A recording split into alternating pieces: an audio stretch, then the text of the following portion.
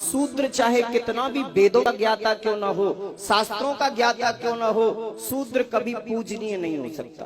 पूजिए विप्र सकल गुणहीना, चाहे ब्राह्मण में एक भी गुण नहीं है, एक भी वेद ना पढ़ा हो, शास्त्र ना पढ़ा हो, कोई ज्ञान नहीं हो, सकल गुणहीना यानी कोई गुण ना हो, सारे गुणों से विहीन हो, फिर भी ब्राह्मण पूजनीय होता है। ब्राह्मण हर हाल में पूजनीय है।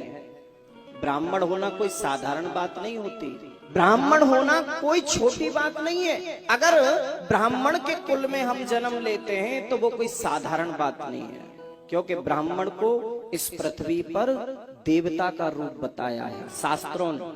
आप रामायण ही पढ़ो, रामायण में तुलसीदास जी ने स्पष्ट लिखा कि पूजिए विप्र सकल गुणहीना। तुलसीदास जी क्या लिखते हैं? पूजिए विप्र सकल गुणहीना, चाहे ब्राह्मण में एक भी गुण नहीं है, एक भी वेद ना पढ़ा हो, शास्त्र ना पढ़ा हो, कोई ज्ञान नहीं हो, सकल गुणहीना यानी कोई गुण ना हो, सारे गुणों से विहीन हो, फिर भी ब्राह्मण पूजनीय होता है। शास्त्र कहते हैं हमारे। और शास्त्र कौन है भाई? शास्त्र किसे कहते हैं? शास्त्र है संविधान। शास्त्र क्या है? संविधान। शास्त्र की बात माननी ही पड़ेगी। संसद में जब कानून पास हो जाता है ना, तो मानना ही पड़ता है। भागवत को किसने लिखा? अरे भगवान ने ही तो लिखा। अब भगवान ने जो लिखा उसको भी हम ना माने तो ये तो अज्ञानता हो गई ना। पूजिए विप्र सकल गुणहीना और शूद्र न गुण गण वेद प्रवीणा। शूद्र चाहे कितना भी वेदों का ज्ञाता क्यों ना हो, शास्त्रों का ज्ञाता क्यों ना हो, शूद्र कभी पूजनीय नहीं हो सकता। ब्राह्मण हर हाल में पूजनीय है।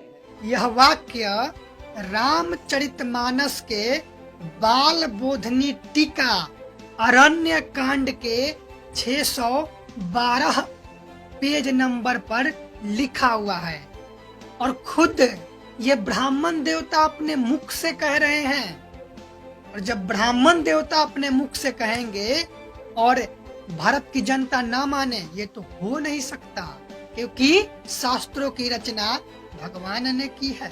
संत रैदास कहते हैं, रैदास ब्राह्मण मत पूजिए जो हो गुणहीन, पूजिए चरण चंडाल के जो हो गुण प्रवीण।